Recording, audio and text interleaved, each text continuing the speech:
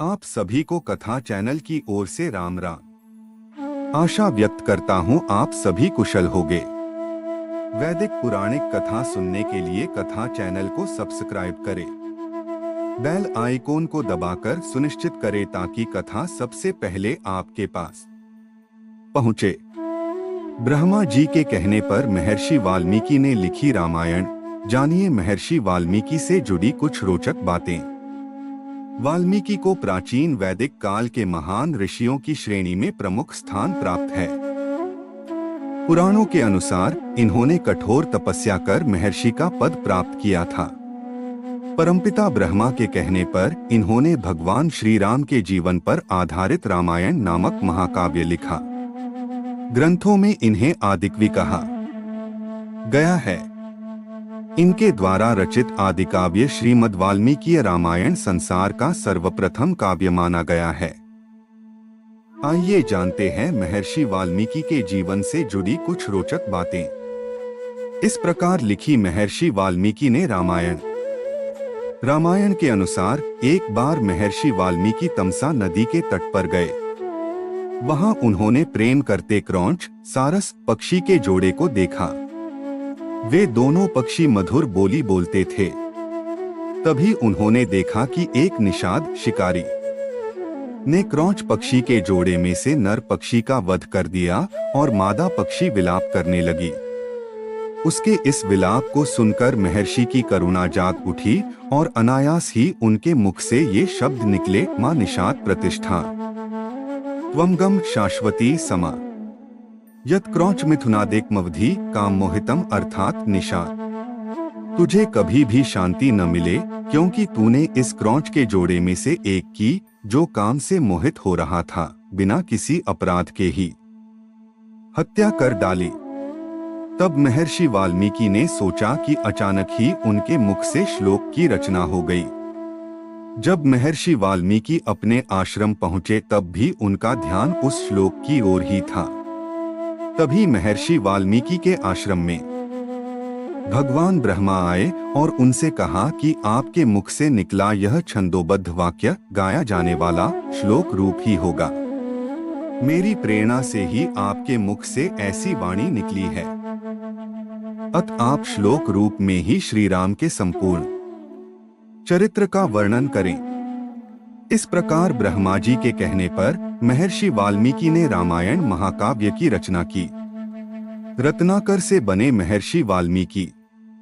धर्म ग्रंथों के अनुसार महर्षि वाल्मीकि का पूर्व नाम रत्नाकर था। ये अपने परिवार के पालन पोषण के लिए लूटपाट करते थे। एक बार उन्हें निर्जन वन में नारद मुनि मिले। जब रत्नाकर ने उन्हें लूटना चाहा तो उन्होंने रत्नाकर से पूछा कि यह काम तुम किस लिए करते हो। तब रत्नाकर ने जवाब दिया कि अपने परिवार के भरण पोषण के लिए। नारद ने प्रश्न किया कि इस काम के फलस्वरूप जो पाप तुम्हें होगा, क्या उसका दंड भुगतने में तुम्हारे परिवार वाले तुम्हारा साथ देंगे। नारद मुनि के प्रश्न का जवाब जानने के लिए रत्नाकर अपने घर गए। परिवार वालों से पूछा कि मेरे द्वारा किए गए काम के फलस्वरूप मिलने वाले पाप के दंड में क्या तुम मेरा साथ दोगे। रत्नाकर की बात सुनकर सभी ने मना कर दिया।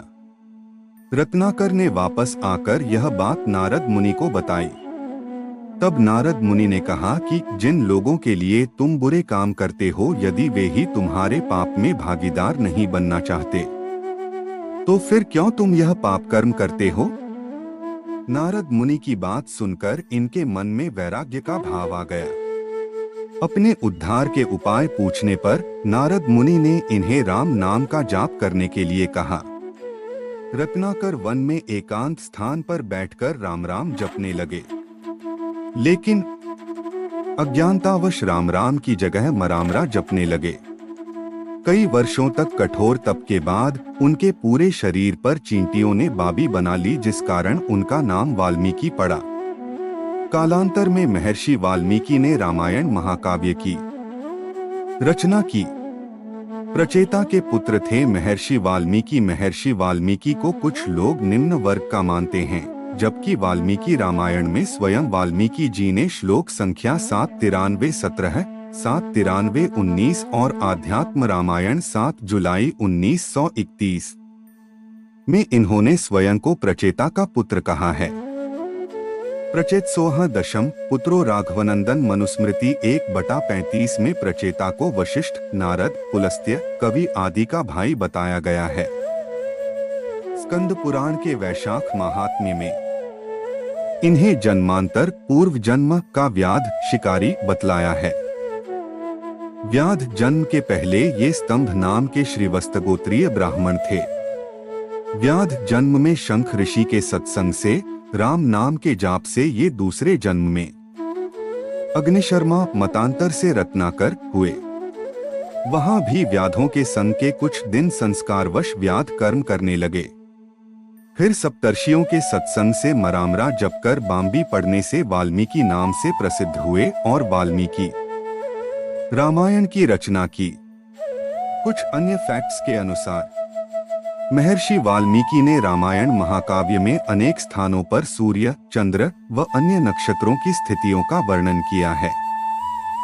साथ ही उन्होंने रावण की मृत्यु के पूर्व राक्षसी त्रिजटा के स्वप्न, श्री राम के यात्राकालिक मुहूर्त विचार, विभीषण द्वारा लंका के अपशकुनों आदि के बारे में विस्तार पूर्वक बताया है। इससे पता चलता होता है कि महर्षि वाल्मीकि ज्योतिष विद्या एवं खगोल विद्या के भी प्रकांड पंडित थे। अपने वनवास काल के दौरान भगवान श्री राम, लक्ष्मण व सीता सहित महर्षि वाल्मीकि के आश्रम गए थे। श्री रामचरितमानस के अनुसार देखत बन सर सैल सुहाए, वाल्मीकि आश्रम प्रभु आए, तथा जब श्री राम ने सीता का परित्याग कर दिया तब महर्षि वाल्मीकि ने ही सीता को आश्रय दिया था। इससे सिद्ध होता है कि महर्षि वाल्मीकि श्री राम के समकालीन थे तथा उनके जीवन में घटित प्रत्येक घटनाओं की जानकारी महर्षि वाल्मीकि को थी। आशा है कि आप सभी को यह पौराणिक कहानी सुनने में आनंद मिला होगा। ऐसी अद्भुत पौराणिक कथा व कहानियां सुनने के लिए कथा चैनल को सब्सक्राइब करें और ज्यादा से ज्यादा शेयर करें ताकि भाई बंधुओं को पौराणिक कथाएं सुनने का आनंद मिल सके और ज्ञान प्राप्त